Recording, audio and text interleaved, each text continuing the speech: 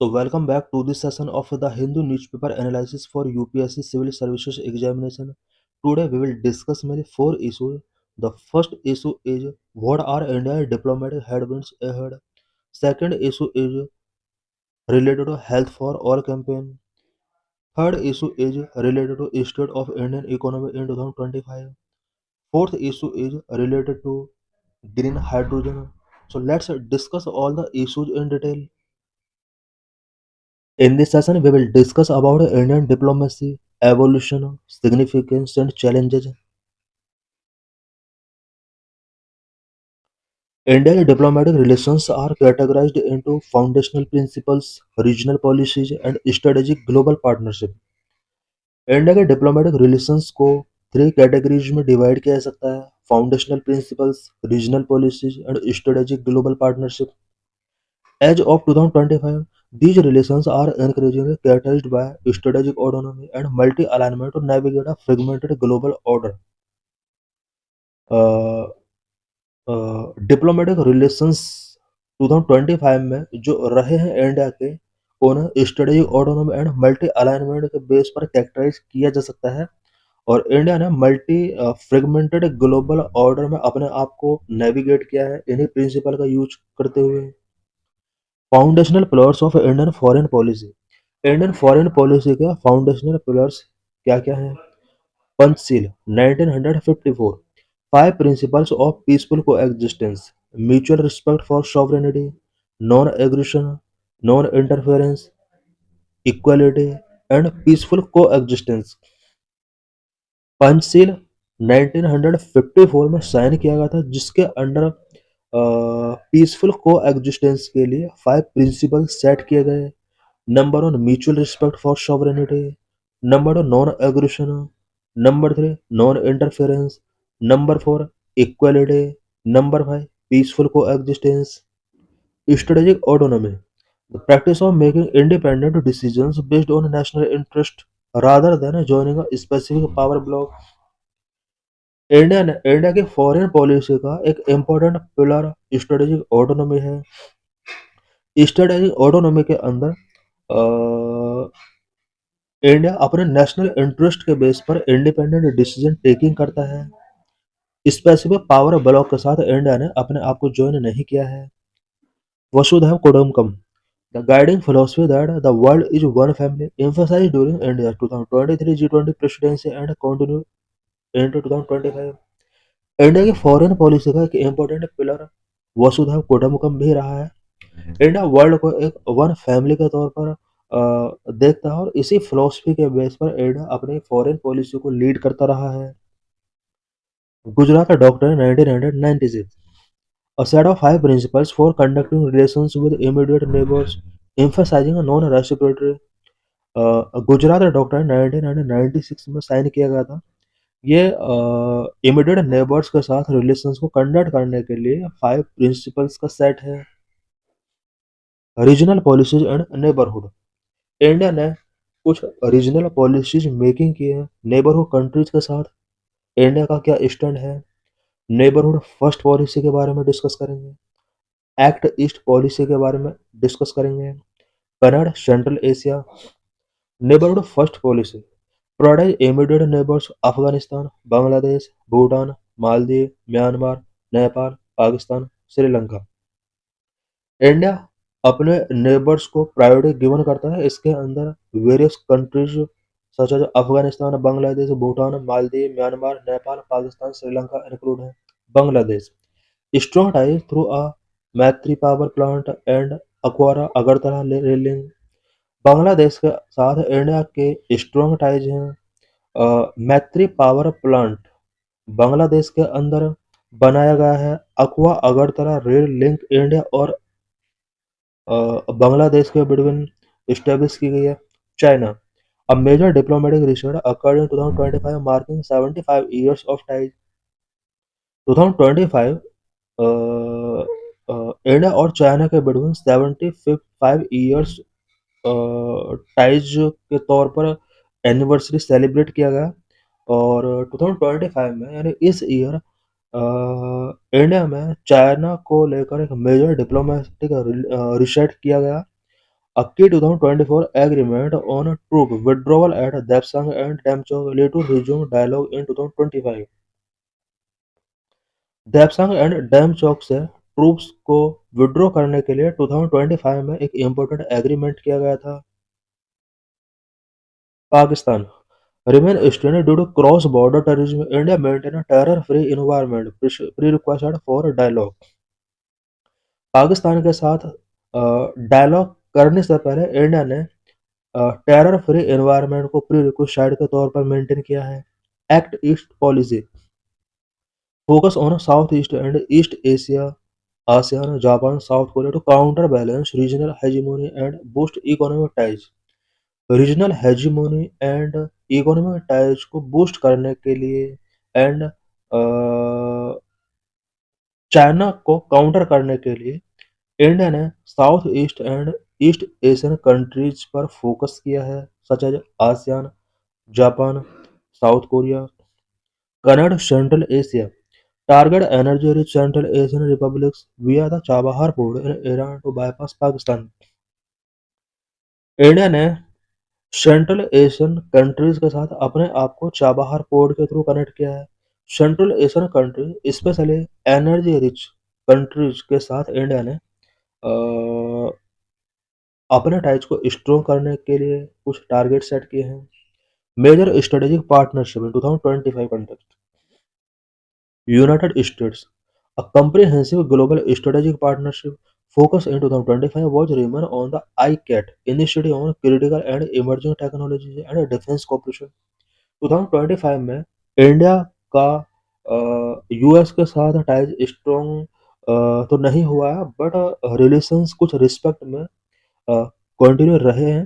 Donald Trump ने India के लिए जो पॉलिसी फॉलो की है वो थोड़ा ओपोजिंग पॉलिसी रही है। आई कैड और डिफेंस कॉपरेशन सेक्टर में इंडिया और यूएसए के बिटवीन टाइज स्ट्रॉन्ग हुए हैं। ICET means initiative on critical and emerging technology. Russia a special and privileged strategic partnership despite the Ukraine conflict, India maintained robust energy trade and aims for $100 billion bilateral trade by 2030। Uh, Russia India का एक special and privilege strategic partnership partner रहा है। Ukraine के साथ conflict होने के बाद भी इंडिया ने रसिया से एनर्जी ट्रेड रोबस्ट किया है। 2030 तक $100 बिलियन तक बायलैटरल ट्रेड को इंक्रीज करने का टारगेट रखा हुआ है। West Asia Middle East deepening ties with the UAE and Saudi Arabia through the IMEC। India ने 2025 में यूएई एंड सऊदी अरेबिया के साथ टाइज को डीपनिंग किया है, स्पेशली आईएमईसी के through. IMEC means India middle east Europe economic corridor. European union focus on reviving stalled free trade agreement. India ने United Nations के साथ फ्री ट्रेड एग्रीमेंट को रिवाइव करने पर फोकस किया है। Multilateral engagement India utilizes various forums to promote reformed multilateralism, Quad, cooperation with the US, Japan, and Australia for a free and open Indo-Pacific। Free and open Indo Pacific के लिए India Quad के through US, Japan and Australia के साथ cooperate कर रहा है। BRICS and SCO platform for engaging with the global south and Eurasian security. BRICS and SCO India इसका member है और इंडिया ने इसके मेंबरशिप के through global south and Eurasian country Eurasian security में अपने आप को engage किया है। G20 leverage the success of the 2023 New Delhi Summit to lead the Global South। BIMSTEC increasingly used as a preferred alternative to SAARC for regional integration। Regional integration के लिए SAARC के alternative के तौर पर BIMSTEC को India एक opportunity के तौर पर देख रहा है। की diplomatic tool soft power leveraging the 32 million strong Indian diaspora, yoga and cultural diplomacy। India के की डिप्लोमेटिक टूल क्या क्या है? Number 1 soft power. Soft power के under India yoga, cultural diplomacy and diaspora को इंक्लूड करता है। Digital public infrastructure DPI exporting the India stock UPI Aadhaar to countries like France, UAE and Singapore। HADR, humanitarian assistance and diplomatic relief. Operations like Operation Sambhav, flood relief in Southeast Asia, and Operation Dost, Turkey earthquake. India ने कुछ humanitarian assistance disaster का during given किए हैं। इसके लिए India ने कुछ operation such as operation संभव साउथ ईस्ट एशिया में फ्लड रिलीफ के लिए इंडिया ऑपरेशन संभव के थ्रू ह्यूमैनिटेरियन असिस्टेंस प्रोवाइड करता है। टर्की में अर्थक्वेक के ड्यूरिंग इंडिया ने ऑपरेशन दोस्त स्टार्ट किया था। In this lecture we will discuss about health for all campaign. With a population of 146 crore, India's health challenges are growing too.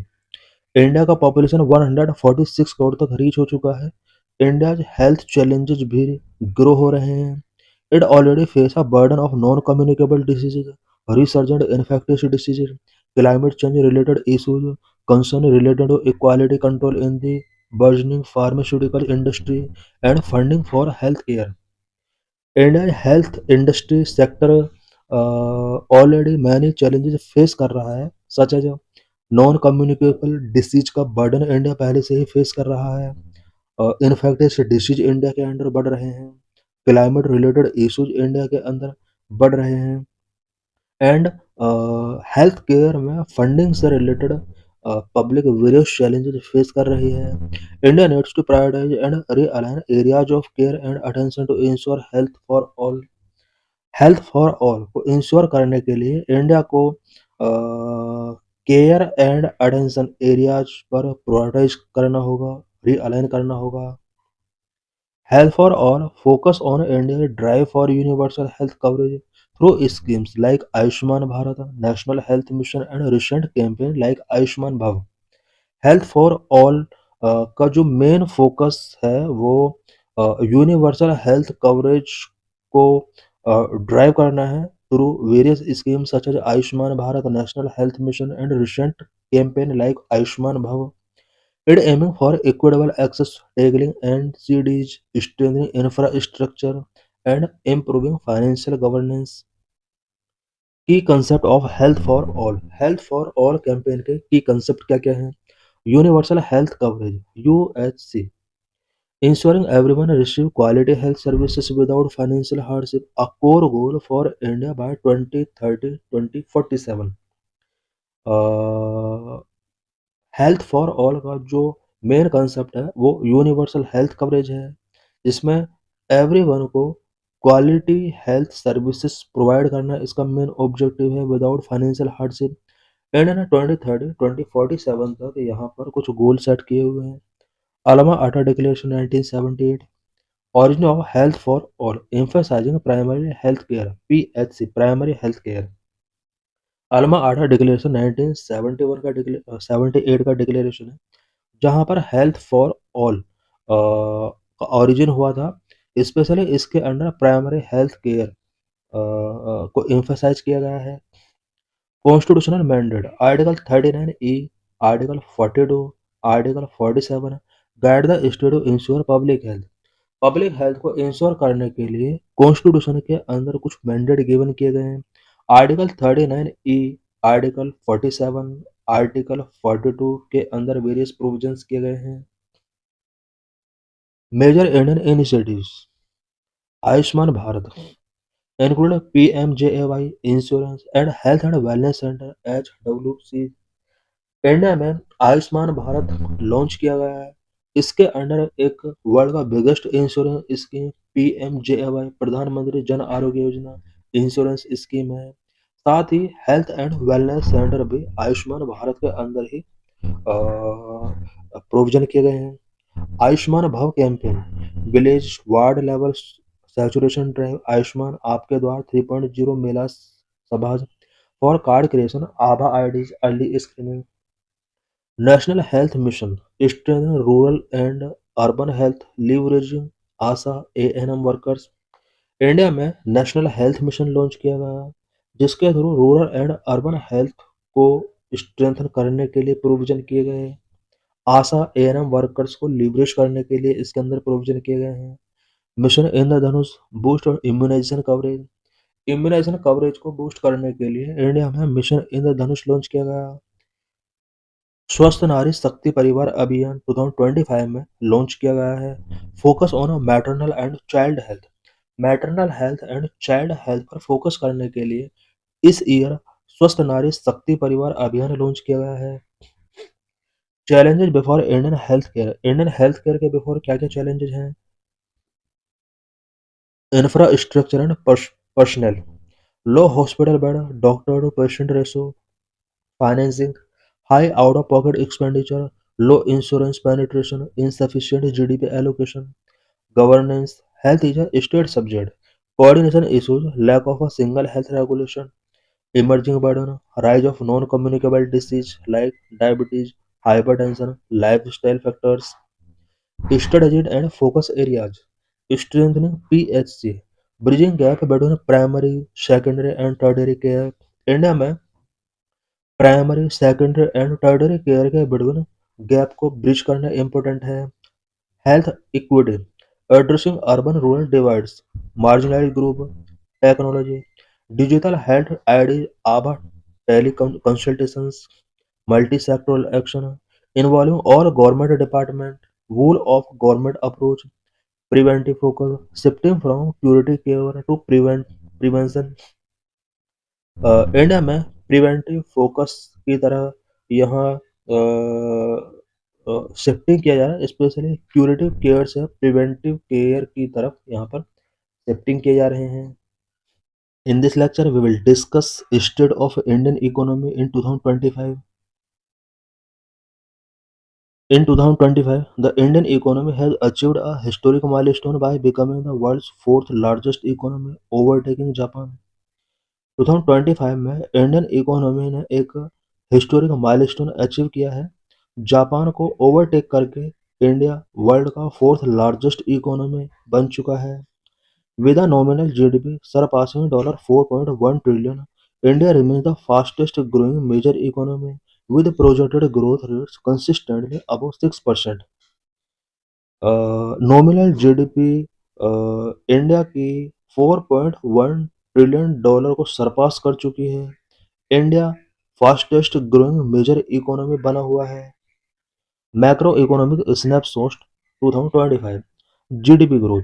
Real GDP growth for financial year 2025 is estimated at 6.4% with financial year 2026 projected between 6.3% and 6.8%।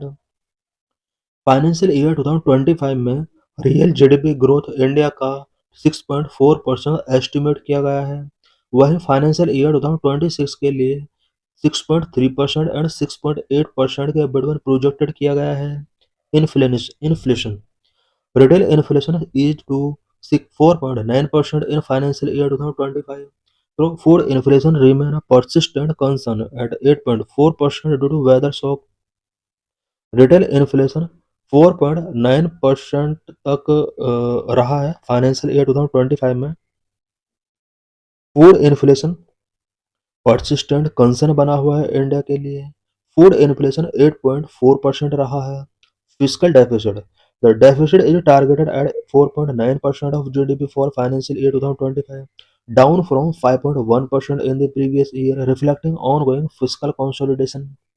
External sector, foreign exchange reserve reached a record high of $696 billion as of July 2025।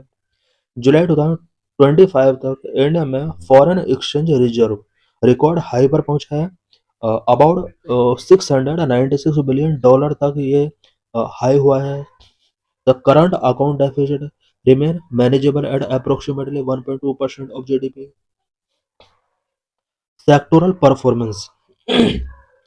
Service sector, the dominant engine of growth, contributing 55% to GVA and growing at 7.2%. It is driven by IT, fintech and digital services। Service sector India में dominant engine of growth है, जो कि GVA में 55% का contribution रखता है। 7.2% के हिसाब से सर्विस सेक्टर ने 2025 में ग्रो किया है। इंडिया में service sector IT, fintech and digital service के थ्रू ड्राइवर होता है। Industry and manufacturing contribute roughly 25 to 26% to GDP. While growth is supported by PLI scheme, the sector faces headwinds from weak global demand and high logistic cost. Industry and manufacturing sector का Indian GDP में about 25 to 26% का role होता है। PLI scheme के through ये support किया जाता है, but industry and manufacturing sector weak global demand and high logistic cost की वजह से हेडविंड्स फेस कर रहा है। Agriculture sector employ nearly 46% of workforce but contribute only 16 to 18% to GDP। Agriculture sector में इंडिया इंडिया इंडिया में GDP में जो उसका रोल है वो 16 टू 18% है। 46% वर्क फोर्स को ये एम्प्लॉयमेंट गिवन करता है। Growth is estimated at 3.8% for financial year 2025 supported by record kharif production. Agriculture sector का 2025 में जो ग्रोथ रहा है वो 3.8% रहा है। खरीफ प्रोडक्शन के द्वारा इसको सपोर्ट किया गया है। की ग्रोथ ड्राइवर्स इंडिया की इकोनॉमी के लिए की ग्रोथ ड्राइवर्स क्या क्या रहे हैं? Digital public infrastructure DPI, India stock UPI, Aadhaar ONDC has accelerated financial inclusion and formalised economy. Indian stack UPI, Aadhaar and ONDC इन्होंने फाइनेंशियल इंक्लूजन को एक्सेलरेट किया है, साथ ही इकोनॉमी को फॉर्मलाइज करने में इनका एक इम्पोर्टेंट रोल रहा है। Infrastructure push record capital expenditure of 11.21 lakh crore in the 2025-26 budget focus on the national infrastructure pipeline and Gati Shakti। Energy transition, India reached a milestone of 50% non-fossil fuel power capacity 5 years ahead of the 2030 target। India ने energy transition में एक significant work किया है। India ने 2030 target से 5 year पहले ही 50% non fossil fuel power capacity का target achieve किया है। इट मीन्स 2030 तक के लिए टारगेट रखा हुआ था कि ओवरऑल पावर कैपेसिटी का 50% नॉन फॉसिल फ्यूल के थ्रू पावर जनरेट किया जाना चाहिए, बट इंडिया ने इस गोल को 5 ईयर्स बिफोर ही अचीव कर लिया 2025 में। Major challenges and structural issues, Indian economy के बिफोर मेजर चैलेंजेस क्या क्या रहे, स्ट्रक्चरल इश्यूज क्या क्या रहे? Jobless growth, while the official unemployment rate declined to 3.2%, youth unemployment and a lack of high quality formal job remain critical issue। Wealth inequality, top 1% have 53% of national wealth while the bottom 50% own just 3%। India के top rich 1% लोगों के पास national wealth का 53% है, जबकि bottom 50% के पास national wealth का only 3% है। Income inequality, top 1% have 22% of total wealth, top rich 1% के पास कंट्री की टोटल इनकम का 22% शेयर है। Global headwinds, geopolitical tensions such as Middle East conflict, potential US tariff, and disruptions in a Red Sea shipping route pose risks to export and commodity price। Private investment, despite high public spending, private sector capital expenditure remain cautious due to global uncertainties। In this session, we will discuss about green hydrogen in India, transforming energy sector for a sustainable future।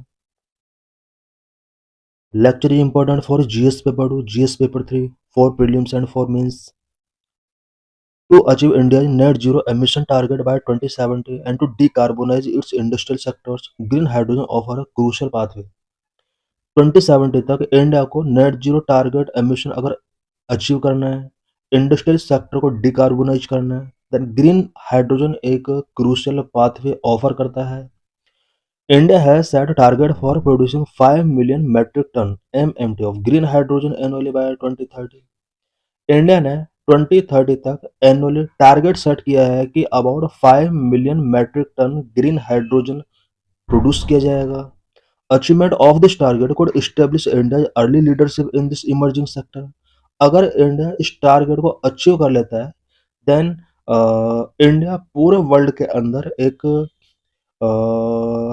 Green hydrogen production के respect में एक leadership role play कर सकता है। What is green hydrogen? Green hydrogen is hydrogen which is produced through the electrolysis of water using renewable energy sources like solar, wind, or hydropower. It does not release greenhouse gases during production, making it an environmental friendly fuel. Green hydrogen एक hydrogen का type है जो कि water के electrolysis process के through produce किया जाता है। वाटर इलेक्ट्रोलाइसिस के during renewable energy sources like solar, wind और हाइड्रो पावर का यूज किया जाता है। ग्रीन हाइड्रोजन के प्रोडक्शन के ड्यूरिंग ग्रीन हाउस गैसेस का रिलीज नहीं होता है। यही वजह है कि ग्रीन हाइड्रोजन एक एनवायरमेंटल फ्रेंडली फ्यूल है। Green hydrogen is a tasteless, colourless, odorless, non-toxic and highly combustible gaseous substance. Green hydrogen tasteless होता है, colourless, odorless, non-toxic and highly combustible gaseous substance है। It is the simplest, lightest and most abundant element in universe.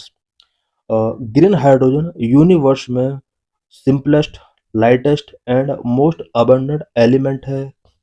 In green hydrogen, the term green refers to the method of production which involves the use of renewable energy sources like wind, solar or hydel power for electrolysis. Green hydrogen में term green method of production को refer करता है जिसके अंदर renewable energy sources such as wind, solar और hydel power electrolysis के during use किए जाते हैं। Electrolysis process split water into hydrogen and oxygen without emitting greenhouse gases. Electrolysis process के during water hydrogen and oxygen में split हो जाता है। इसके during greenhouse gases emit नहीं होता है। How is green hydrogen different from grey and blue hydrogen? Green hydrogen grey and blue hydrogen से किस तरह डिफरेंट है? Grey hydrogen produced from fossil fuel like coal or natural gas, releasing greenhouse gases during production. Grey hydrogen fossil fuel like coal and natural gas से produce किए जाते हैं। इसके production के during greenhouse gases release होती हैं। Blue hydrogen is also produce from fossil fuel but with carbon capture and storage technologies. Blue hydrogen fossil fuel से ही प्रोड्यूस किए जाते हैं बट इसमें कार्बन कैप्चरिंग किया जाता है एंड स्टोरेज टेक्नोलॉजीज इसमें यूज की जाती हैं। इट मीन्स सबसे हार्मफुल जो होता है वो ग्रे हाइड्रोजन होता है बिकॉज ग्रीन हाउस गैसेस का इसमें रिलीज होता है। ब्लू हाइड्रोजन के अंदर कार्बन कैप्चर टेक्नोलॉजी का यूज किया जाता है। Green hydrogen is the cleanest form because it uses renewable energy sources. Green hydrogen cleanest form होता है बिकॉज इसके अंदर रिन्यूएबल एनर्जी सोर्सेज का यूज किया जाता है। Green hydrogen in India India set its target of becoming energy independent by 2047 and achieving net zero by 2070. India ने 2047 तक एनर्जी इंडिपेंडेंट बिकमिंग होने का टारगेट सेट किया हुआ है। नेट जीरो का टारगेट 2070 के लिए फिक्स किया हुआ है। इट मीन्स 2047 तक इंडिया एनर्जी सेक्टर में अपने आप को इंडिपेंडेंट कर लेगा एंड 2047 तक नेट जीरो एमिशन टारगेट को इंडिया अचीव कर लेगा। To achieve this target, need of using green hydrogen as renewable energy across all economic spheres is central to India's energy transition. 2047 and 2070 के in target को achieve करने के लिए India को renewable energy के source के तौर पर ग्रीन हाइड्रोजन को यूज करना होगा। ऑल इकोनॉमिक स्फीयर्स में ग्रीन हाइड्रोजन के यूज को प्रमोट करना होगा। India has set a target for producing 5 metric million ton of green hydrogen annually by 2030. 2030 तक एवरी ईयर इंडिया ने टारगेट सेट किया हुआ कि 5 million metric tonne green hydrogen produce करेगा India. Currently, India is on track to meet only 10% of its stated goal. अपने stated goal का only 10% ही India green hydrogen produce करने के लिए ट्रक पर है। Green hydrogen advantage, green hydrogen क्या क्या एडवांटेज होते हैं? Number one, energy storage for a long period. Green hydrogen energy को लॉन्ग पीरियड के लिए स्टोर करके रखा जा सकता है। नंबर दो, फ्लेक्सिबल एनर्जी कैरियर, ये एक फ्लेक्सिबल एनर्जी कैरियर है। नंबर थ्री, मॉनिटरी बेनिफिट, इसके मॉनिटरी बेनिफिट भी होते हैं। Number four, reduce emissions. Number five, global dominance. Number one, energy storage for a long period. Green hydrogen can be stored for a long period, which makes it suitable for grid stability by providing energy when renewable sources are intermittent. जिस time पर renewable sources intermittent हो जाते हैं, उस time पर green hydrogen grid stability के suitable है, because उस टाइम के ड्यूरिंग ये एनर्जी प्रोवाइड कर सकता है। ग्रीन हाइड्रोजन को लॉन्ग पीरियड के लिए स्टोर करके रखा जा सकता है। Number of flexible energy carrier, hydrogen can be used for various energy applications such as integrating renewable energy sources, industries, and transportation. Renewable energy sources को इंटीग्रेट करने के लिए, इंडस्ट्रीज एंड ट्रांसपोर्टेशन को इंटीग्रेट करने के लिए ग्रीन हाइड्रोजन को various energy application के लिए यूज किया जा सकता है। Number three, monetary benefit. During electrolysis, the produced oxygen is as a byproduct can be monetized for industrial and medical applications. Electrolysis के ड्यूरिंग ऑक्सीजन बाय प्रोडक्ट के तौर पर प्रोड्यूस होता है। इस ऑक्सीजन को इंडस्ट्रियल एंड मेडिकल एप्लीकेशंस के लिए मोनेटाइज किया जा सकता है। Number four, reduced emissions. Unlike grey hydrogen, which is produced from methane, green hydrogen production does not release greenhouse gases and its byproduct oxygen is environmental friendly water vapor. Grey hydrogen जो कि methane के through produce किया जाता है, green hydrogen का production green house gases release नहीं करता है एंड बाय प्रोडक्ट के तौर पर ऑक्सीजन रिलीज करता है, जो कि एक एनवायरमेंटल फ्रेंडली वाटर वेपर है। ग्रे हाइड्रोजन के ड्यूरिंग यहाँ ग्रीन हाउस गैसेस रिलीज होती हैं। Number five, global dominance. Several countries are doing experiment of blending green hydrogen with natural gas for power generation, industrial application and residential use. World several countries हैं जो कि natural gas के साथ hydrogen blending, green hydrogen blending पर experiment कर रहे हैं, so that power generation, industrial application and residential use के लिए इसके सिग्निफिकेंस को बढ़ाया जा सके। Issues and challenges before green hydrogen. Green hydrogen के बिफोर क्या क्या इश्यूज हैं, क्या क्या चैलेंजेस हैं? Number one, high cost of production. Number two, high energy consumption. Number three, safety concern. Number four, need to develop infrastructure. Number six, energy storage. Number seven, dependence on renewable energy sources. Number eight, public acceptance. Number high cost of production. The production of green hydrogen through electrolysis by using renewable energy sources is more expensive, making hydrogen production costlier. Number high energy consumption. Green hydrogen production require more energy than other fuel. Number three, safety concern. Hydrogen is highly flammable and volatile. Need extensive safety measures to prevent explosion and leaks. The development of proper safety regulations and protocol is crucial to ensure the safe handling and storage of green hydrogen. Number four, need to develop infrastructure. For production, storage, and distribution of green hydrogen, it requires the development of a robust infrastructure. Number six, energy storage. The development of effective energy storage solution is important to enable the widespread adoption of green hydrogen. Energy storage solutions like batteries and hydrogen storage can store excess energy and provide a constant supply of green hydrogen. Number seven, dependency on renewable energy sources. Green hydrogen production is dependent on renewable energy sources like solar, wind, and hydropower. These sources are intermittent and their output can fluctuate over time. Number eight, public acceptance. The public acceptance of green hydrogen is necessary to its adoption. The public must be educated about important benefits of green hydrogen and its role in mitigating climate change. What are India's initiative to promote green hydrogen? Green hydrogen को promote करने के लिए India के various initiatives क्या क्या रहे हैं? India has launched several initiatives and policies to promote the production, utilization, and export of green hydrogen. Number one, National Hydrogen Mission.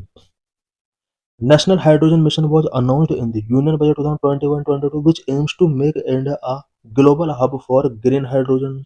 This mission will facilitate demand creation, research and development, pilot project, skill development, standard and regulation, and policy framework for green hydrogen. Number two, green hydrogen consumption obligations. The Ministry of New and Renewable Energy has introduced green hydrogen consumption obligations for petroleum refining and fertilizer industry. It is just like renewable purchase obligations for electricity distribution companies. Ministry of New and Renewable Energy ने petroleum refining and fertiliser industry के लिए green hydrogen consumption obligations यहाँ पर introduce किए हैं। ये same इसी तरह से है जिस तरह से इलेक्ट्रिसिटी डिस्ट्रीब्यूशन कंपनीज के लिए यहाँ पर रिन्यूएबल परचेज ऑब्लिगेशंस सेट किए हुए हैं।